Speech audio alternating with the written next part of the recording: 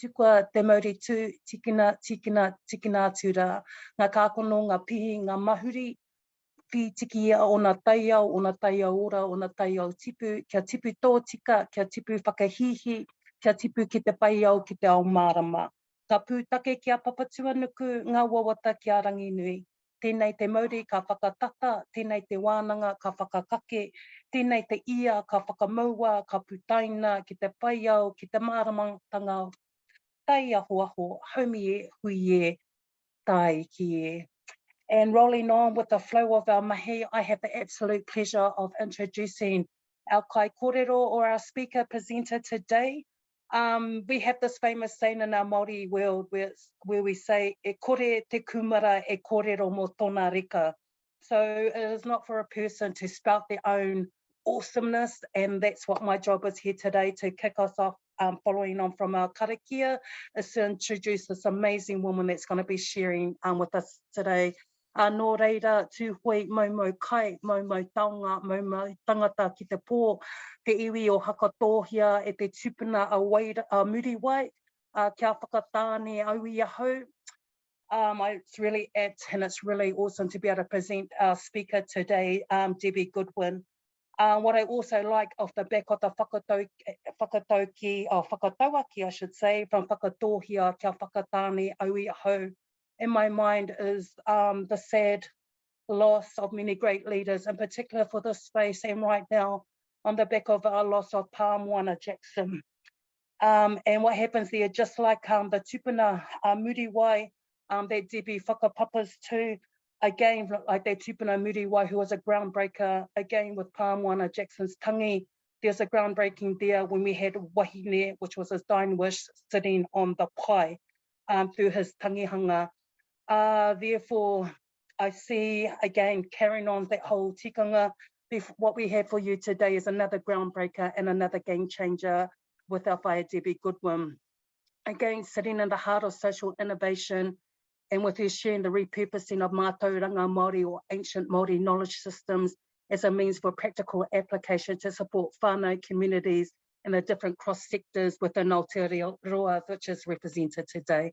So tēnā no mai, haere mai, tau mai rā e te whānau. Handing it over to our beautiful brother Brooke.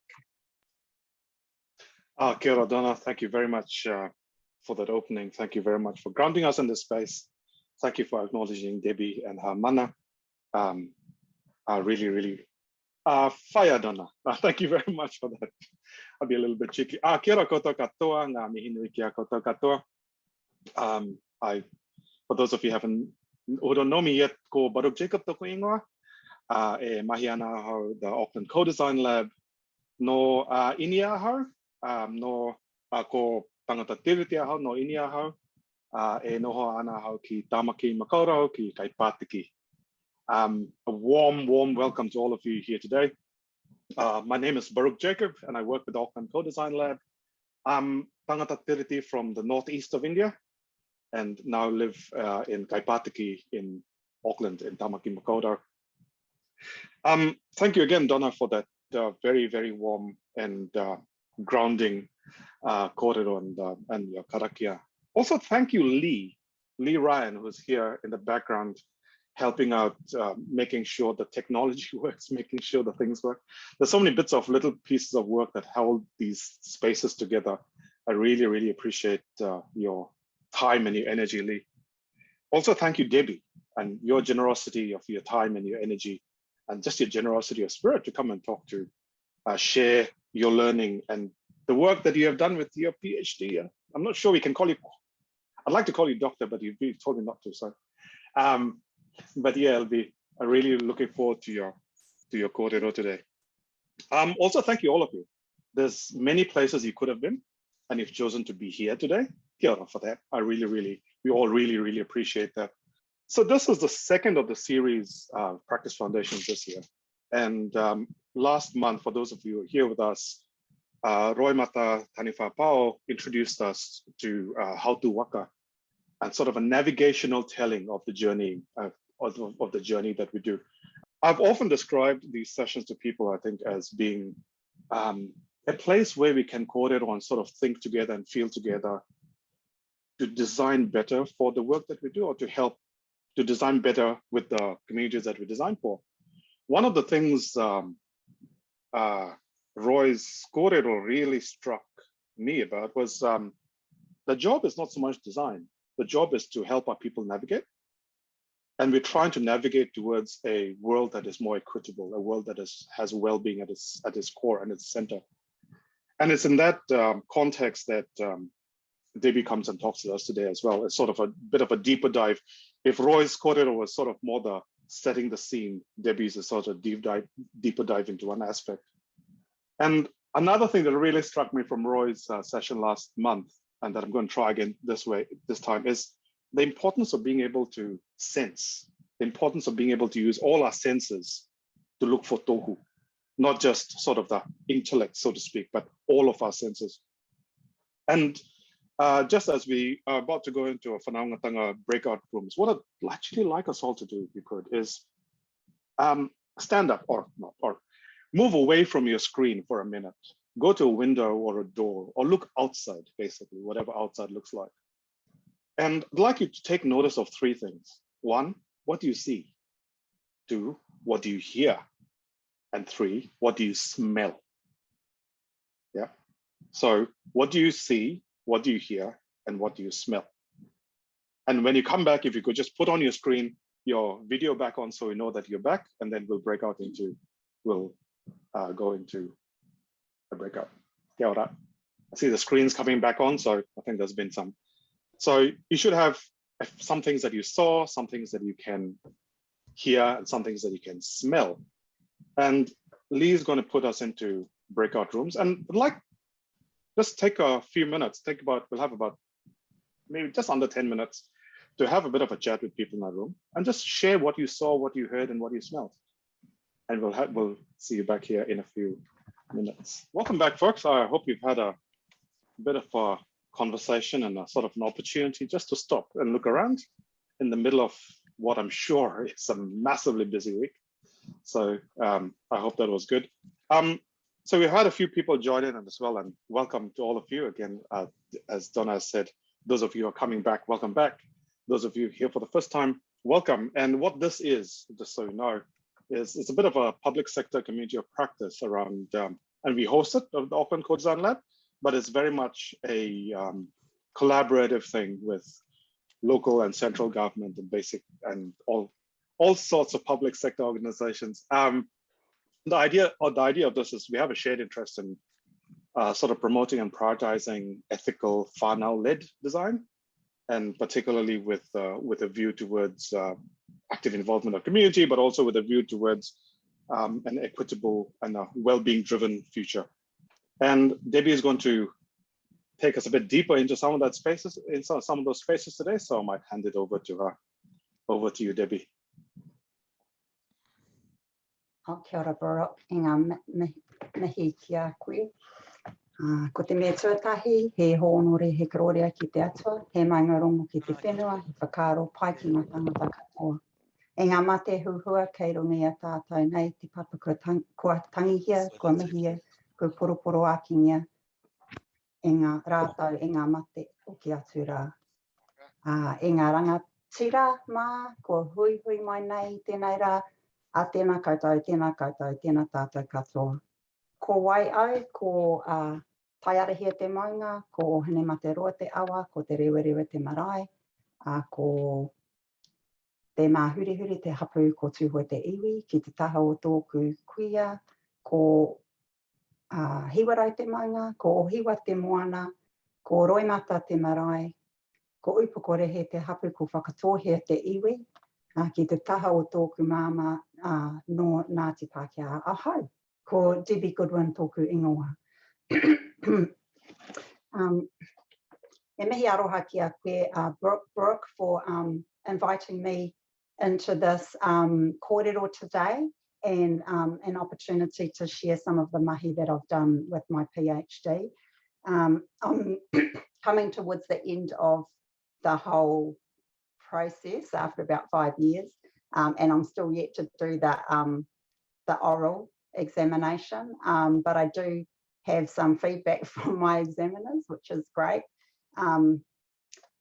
I think as a background to today, we called it co-design, before and after co-design, and I'll share the screen. Before and after co-design, a view from Te Ao Māori. The first thing that I want to say is that I am humbled to be able to speak on behalf of Māori, and I'm only speaking from my own experience. I'm not steeped in mätauranga, so that's the first thing that I want to say. And really, I'm just sharing from the journey of my PhD and how I dug a little deeper into what this means for us as Māori and as evaluators, because that's what I do as for my mahi, and particularly around the mahi of co-design, because it was something that was happening a lot coming out of the government, and I'm sure you're all involved in aspects of co-design. So as a background to where I started with my PhD, I was able to work with a Healthier Lives National Science Research Group. And this was a collaboration of university academics as well as communities, Pacific and Māori organisations. And alongside that, they did some mahi and co-design and created that Ora Act, which you may or may not have heard of. But in that journey, I also undertook some mahi around what does good co-design look like for Māori, and how might we evaluate it? So I was developing a framework around how we might evaluate co-design. Part of that, most of the I guess the things that came out through my PhD has developed from kōrero with Māori organisations, particularly one, Toi Tangata, and the people that work in Toi Tangata, as they were part of this partnership and this research. So I just want to pay respects to Toi Tangata and the kōrero that they shared with me, which then became something that I was able to use to, which I'm going to share some of that with you today. So my PhD is actually called Creating Space for Meaningful Evaluation, Development of a Kaupapa Māori Framework, Evaluation Framework for Evaluating Co-Design with Māori. So I just want to start with this kōrero. When I first looked into what I was doing from a Te Ao Māori perspective, from a Kaupapa Māori perspective, obviously we're bringing in a totally different worldview. And what I was noticing was that all the kōrero around design and co-design was quite Eurocentric and coming from Western approaches.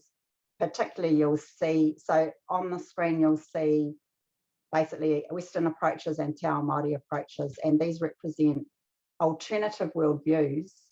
They're different worldviews, and they actually provide alternative ways of thinking about co-design and doing everything really. So this is like a whakapapa of what I was thinking about when I was thinking about co-design and evaluation. Where does co-design come from? Who's telling us what co-design is and what is design? And a lot of it's coming out of the design science field and the business field and Stanford University and those sorts of places, design thinking approaches and things like that. So I had to go back and go, well, where does our Te Ao Māori approaches come from with design? And obviously we've been designing our worlds for many hundreds of years, and the places we live and work and be. And so this represents the thinking around that Mātauranga Māori is the basis for where we come from in terms of what design and co-design is. So that led to what are the principles from Te Ao Māori that we can implement in terms of designing together, and how might we evaluate that? There's a lot of, a number of other government departments, even here today. I think Inland Revenue might be represented today. I'm hoping that they came along. And they are doing some of this work where they're actually presenting a Māori worldview within government. Some of that work has started, for example, in Inland Revenue. They've developed a Māori outcomes framework, looking internally at the mahi they do and how they might apply that across the organisation, across the whole department or agency. So I'm sure a lot of you are involved in some of these things as well. And a lot of that work is going on, but it's actually deep thinking, and it's also communicating and sharing with each other what that actually means. I wanted to just point to the Braided Rivers Heawa Whiria approach that Angus McFarlane has shared for a long time now, because I based this kind of kōrero on his identifying that actually there are two worldviews and two approaches to take when we're doing research, when we're developing projects, when we're implementing projects within communities and with iwi Māori. So just reflecting on the Braided Rivers approach, I really love it, because I think it's about understanding the distinct worldviews, but also how they might come together in parts and be shared, but how the different approaches and ways of doing research and design can contribute and support each other in a way. But it's important for me to understand and realise the distinct nature. And I think why I wanted to share this today was I've kind of come to that realisation that we don't pay enough attention to the distinct natures and to understanding that there's actually really different ways of working. We live in New Zealand society, and a lot of us sometimes just think that everyone thinks the same and we all have the same experience. But I would ask, how many have been to marae? And I know there's a lot of Māori on this kōrero today, so probably a number of you have. But if you're not Māori, how many of you have actually been to marae and have participated in tikanga and pōwhiri and Māori ways of being that is still part of our lives today? That's probably one question that I might leave you with, because from here, we're going to just go into, think about that a little bit more and go into breakouts and kind of discuss how these two worldviews are showing up in your mahi. Obviously, this is just something that I've represented in my mahi, but yours will be different in terms of if you're designing policy programs, if you're designing strategy. So we might go into breakouts, Baruch, or are you gonna, I'll just hand it back to Baruch to set us up for that. So that's the start of my kōrero, and when I come back, I'll talk to you a little bit more about the frameworks, some of the frameworks that I've developed. Kia ora, Deb. So breakout conversation, folks. How are these two worldviews showing up in your mahi? And we'll be going to the same breakout rooms in a second. Kia ora. Oh, kia ora, everyone.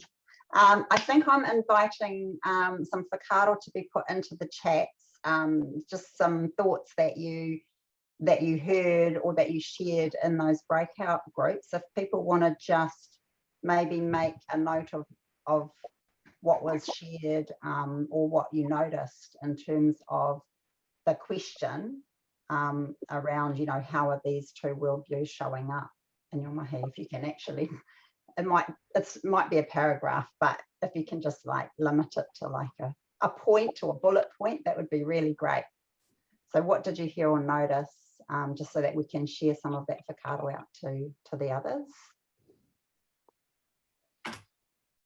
I mean, I can talk while you guys are doing that because I was in one of the groups, and what I'm hearing is that a lot is happening, and also the Braided Rivers approach is something that people are utilising a lot in terms of understanding that actually there are different worldviews. There are 2 worldviews, and then there's a lot of discussion around the use of wakahaurua, the journeying, and the double hold canoe being, you know, the tangata tiriti and the tangata whenua side. So it's really, really great to hear that this is kind of being utilised within government spaces. Yeah, any other whakaaro? Something that's come up in the chat, Debbie and Jennifer talks about the tension between working faster, efficiently. This is still valued in organizations, but this doesn't really align with the Te Ao Māori approach. I thought it was interesting. The work of transformation to indigenizing approach as co-design is challenging. There's some really good stuff here about conflict between the 2 approaches. I think that's the thing, like it sounds great, but actually it's not easy to do, because our whakaaro Māori and mätauranga Māori is very, very different from a Western worldview. And so, and I'll talk a little bit more about that, time being one of them, and time, you know, like someone talked about going slow. Well, government doesn't like to go slow. I know, and I'm not from government, but I know you guys have to like really work to the time frames, and it's really hard to incorporate another worldview, another way of being and doing, and yeah, that's the tension. So I know that's a real tension for a lot of people. Okay, so just moving forward, I wanted to talk about tukutuku. This was what I decided. I came late to using and thinking about tukutuku as a metaphor or an example for co-design, but it was really late. It was like my last chapter, and I was like, I really need something from Te Ao Māori to represent all of these evaluation tools and things that we've developed up. And tukutuku came to mind, and I talked to my mother because I knew that they'd done this tukutuku work in the Māori Presbyterian Church in Whakatane very recently. It was a few years ago now, but so I talked to Mum, and she was able to share some of the experiences in developing tukutuku. So you'll see here, Nani Erana Manihira and Nani Meri Kaitan, designing and making the tukutuku, and Mum talked about being a part of that, and also others coming into that and learning how to do tukutuku and actually doing it with them. You know, tuku is to send, to release. You're actually passing through the fibers, and you're one on each side. You're passing them back and forth, and you're creating this design together. It is a perfect example for co-design, I believe, from Te Ao Māori. While I was thinking about them making these designs, there were a lot of things that come into play, and that is that there's expertise there. There's an expert designer and maker of tukutuku. There's mentoring and teaching others, because they all have to participate, right? So there was a lot of teaching and mentoring how to do this mahi. I'm imagining, and I wasn't there, but Mum was there. There's a lot of kōrero, because it takes a long time to make these things. So you're hanging around together. There's a lot of mahi-tahi going on. There's kōrero, there's reminiscing, there's talking about memories, there's laughing, you know, having a bit of a laugh. But most of all, it's time. And we've just talked about that it takes time to develop these beautiful pieces. So reflecting on tukutuku, I've just called it, and I'll go to the next slide if I can. This was the result of the making of the tukutuku, and it's the whole wall of the back of the small whare that they have the church in. So I called it Tukutuku Framework, a collection of evaluation tools that tell a story. And so the different tools that we can use to tell the story of evaluation are kind of represented in the different patterns here, and it comes together in this frame that tell the whole story in a way. It brings it together.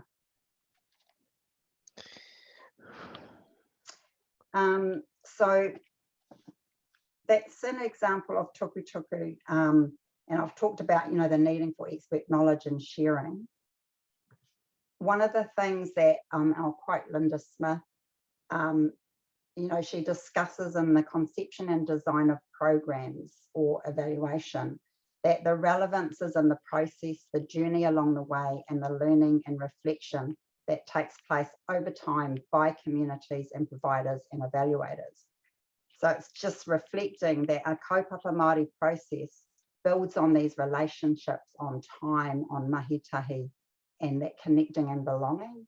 And I think, you know, Dear talked about, just before, Dear from IRD, talked about the establishment and the maintenance of those relationships and how important they are. I'm just going to share another thing, what I call the whetū model. And this again these are key principles and tikanga, what I call tikanga or principles, for what good co-design looks like for Māori. This kōrero came from the kōrero the time I spent with Toi Tangata, and asking what does good co-design look like for Māori. And through that, we've come up with these things.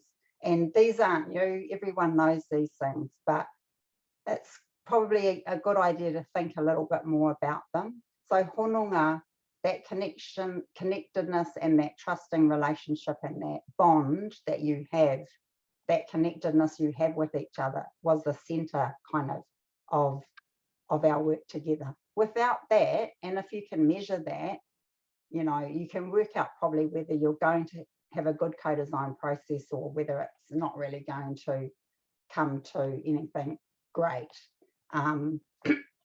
For Māori, hononga and that connectedness is important.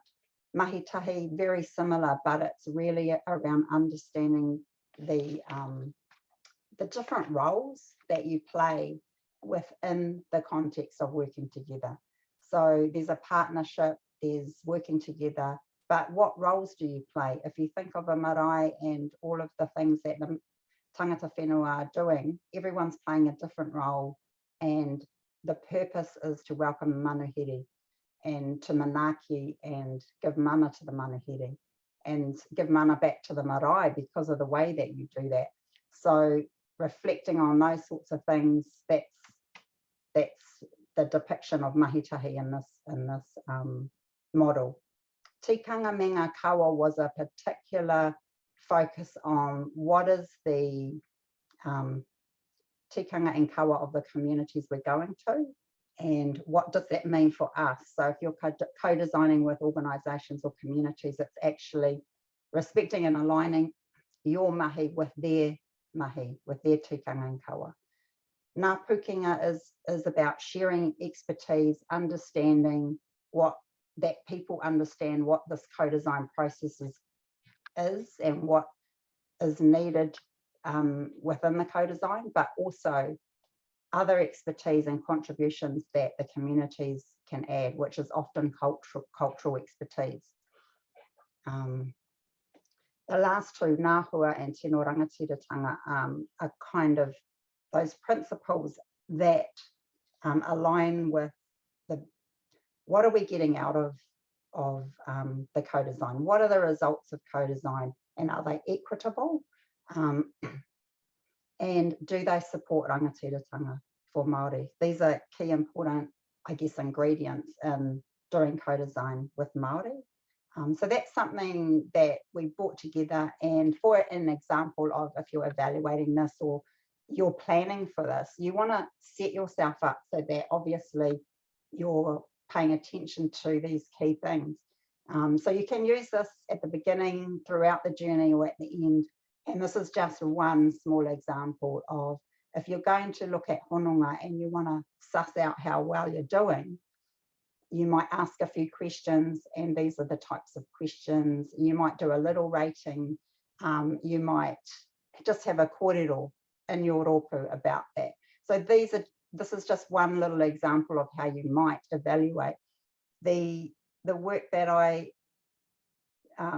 did was really to suggest that a collective and learning approach and kōrero approach would probably be the best way to talk about how well things are going, and setting that up in the separate groups initially. So you might have your community groups or your iwi or a Māori organisation that you're partnering with, and you might have your group within the government that the two partners are there. You might want to discuss that separately, and then you might bring that kōrero together. So that was just one way of utilising this. And lastly, one of the other models, this also came later in the piece, was actually the recognition that when you talk about co-design with communities, they think they're involved in the whole thing, because to them, co-designing means working together and developing something up from scratch and implementing it. So this little matrix is really to recognise that there are different elements of your process that needs to be thought about. And for example, from governance levels, so who's leading and who's making the decisions in this project, in this kaupapa, in this work, who's managing it and who's resourcing it, and actually what are all the resources being contributed to this work, both in-house financial as well as capital, cultural capital, social capital, whatever it is, just recognising all of those. Who's defining the dilemmas, the issues here, who's designing the processes to do the co-design, and how, and who's actually doing the co-design. Are communities involved? Is the end user involved? Who's going to implement the testing of those designs and those programs and solutions? And who's going to evaluate it and disseminate? And, you know, generally, if you can work through a process like this, it'll just become a lot clearer in terms of how people are participating, in terms of how you're working with your communities to do this. And also recognising, and I have the power difference and power sharing strategies column, which is really just to recognise that you may have a lot more power than who you're going to do the designing with. So recognising that and how you might share that power or have strategies to share the resources around and ensure that participation is actually going to be true. So those are just some little templates and things that we've developed up along the way as part of my PhD. And I think I'm handing it back to Brooke, because Brooke's got another breakout question for us. Kia ora, Debbie. Thank you very much for that, Debbie. And yep, we're just going to break out, and the question, I'm just putting it in chat, is, so Debbie shared in that the first part of that matrix was really to look at co-governance. And the question is, what helps and hinders co-governance in our projects, in the ones that we work on? So maybe have a think about that for just about a minute, and just as Lee is preparing the breakout rooms, and we'll go into breakout rooms. So what helps and hinders co-governance in our projects, in the projects that we are part of? Noi te whānau. I'm stepping in here not to tread on anyone's mana or toes at all, but I feel like we got to the real nitty gritty bit where we can really sink in, but I've got to also be conscious and hold that tension that we're at our time, and to respect that and how precious time is. So we're saying that ka huri atu taku mihi kia koe e whaia Debs, tēnā rawa te koe te uri o te kuhu. It was such a pleasure having you sharing with us today, and it makes absolute sense why you're on the cusp of getting your doctorate approved. Ngā mihi kia koe e whaia Debs. But kia koutou ngā tino o te wā aku whakateitei ki te whenua, ko koutou, every one of you that came in to share, connect and kōrero and share within the space I do not have enough words to thank you for coming and sharing with us and other like-minded people. I feel like for myself, I from this session today, I got to invoke my atuatanga of Ruai Moko, who was in some stories known as a stillborn a Papa Tuanuku. So every time we hear the ground shaking and going to pieces, it's Ruai Moko turning over. And that's what I feel like I see and felt and sharing all those beautiful kōrero and comments in the chat there, that what we are doing, even just starting the conversation, is a starting point of shaking the very foundations that have locked in throughout Aotearoa to ensure better outcomes for whānau and communities. And that means having different conversations. So tēnā rawa te koe e matua ed, but that's for all of us to have different conversations. Again, with what Deb started there was her kōrero about the tukutuku, so the inclusion of mätauranga Māori. Again, it's just having another voice added into the overall holistic view when we're looking at the complexities of when we're working with whānau in communities and looking for better outcomes there. So again, today what I heard was it's about standing at the interface.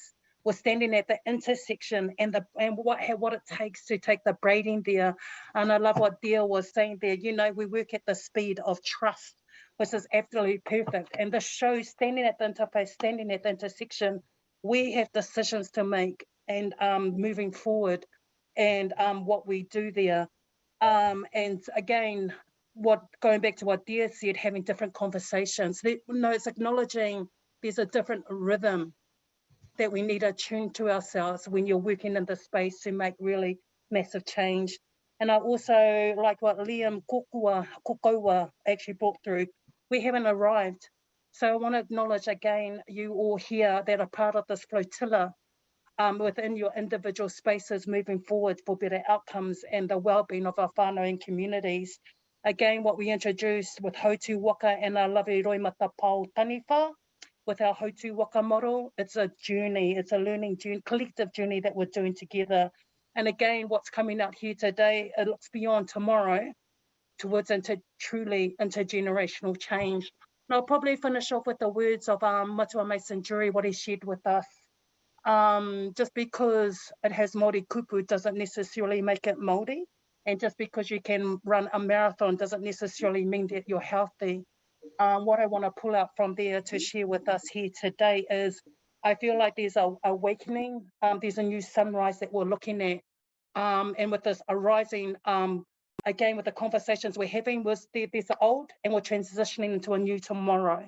So aku mihi kia koutou, look forward to seeing you in our next session and closing off right to send us all on our way.